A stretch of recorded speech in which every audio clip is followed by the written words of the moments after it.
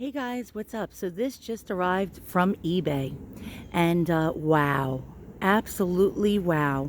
What is it, you might be asking? Well, it's Victorian and it's very, very old, and it's a glass perfume scent vial. Now, this Victorian glass scent bottle is actually on the internet usually marketed as a lacrimatory or tear capture bottle. And this is entirely wrong, actually, as it never held any tears. um, Instead, it held essential oils such as rose oil. And rose oil was very, very, very expensive back in the olden days. It was actually, at some point of time, as expensive as gold itself.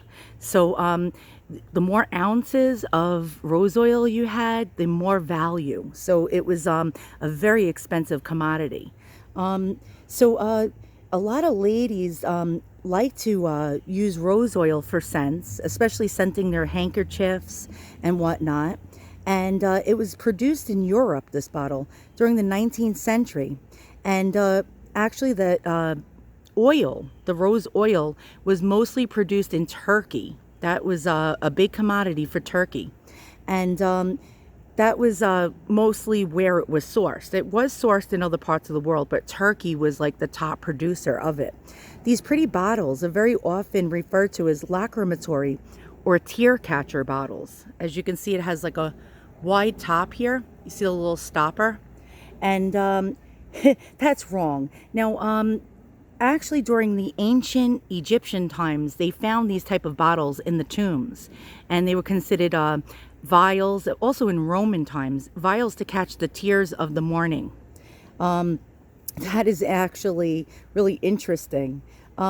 Actually, these particular bottles are made as cut glass, and they're lay down bottles. They're made as disposable throwaway bottles. Yes, throwaway.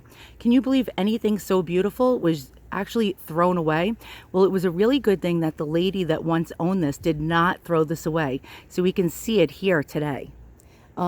These bottles were actually disposable receptacles, otherwise known as throwaway bottles, for transporting home safely your scented rose water or Oxford lavender water purchased from your local pharmacy. And that's where they sold the scents.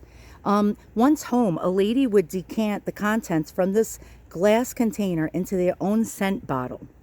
And they would actually probably decant them into pretty glass bottles with teardrop shapes or heart shapes or oval shapes, vial shapes, all sorts of different types of glass bottles. Most of them were travel bottles called chatelaine bottles that had chains attached to them. And most of the perfume bottles that the ladies used back then to place this rose oil in were from basically Czechoslovakia, otherwise known as Bohemia, France, Italy, England, and Germany. And it's just amazing. Now, this bottle was probably made in one of those countries. Turkey was known, actually, they learned the art of glass blowing from Venetian glass blowers. And some of these bottles were made in Turkey with the rose oil and was imported all over the world. I believe this may be Bohemian. If you look closely, Bohemian, a lot of Bohemian glass has enamel work. And this one has little jewels on it, as you can see here. Some of the street vendors would sell this. On streets, they would wear little fez hats to look exotic, to lure ladies to purchase the rose of attar or otto oil. And the funny part was this rose oil was so expensive at the time that a lot of unscrupulous vendors and sellers would actually sort of spike it with geranium oil and sell it as rose oil. So they would put the rose oil in the stopper area. So a lady would pull out the little stopper and take a sniff and smell the rose oil, but inside the contents would be the cheaper geranium oil or geranium rose oil. A lot of people were duped back then because they would pay a lot of money for this oil. Now, these bottles were very, very inexpensive, and they were, again, meant to be thrown away, which is interesting. I hope I taught you something today. This is quite beautiful. Now, you don't generally see them in this beautiful blue color. A lot of times you'll see them in sort of like a clear glass, and occasionally you will see these in colored glass vials. Now these were generally made between like the 1850s all the way into about the 1920s, but I suspect this one is probably from the Victorian era, probably 1870s to the 1890s or so.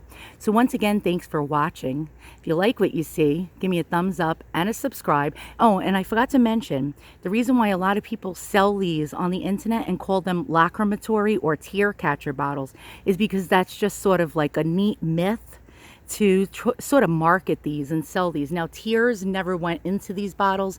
They were, again, just used for scented oils to be decanted and poured into a lady's traveling bottle or chatelaine bottle. So take care, and I'll see you guys all soon. So long.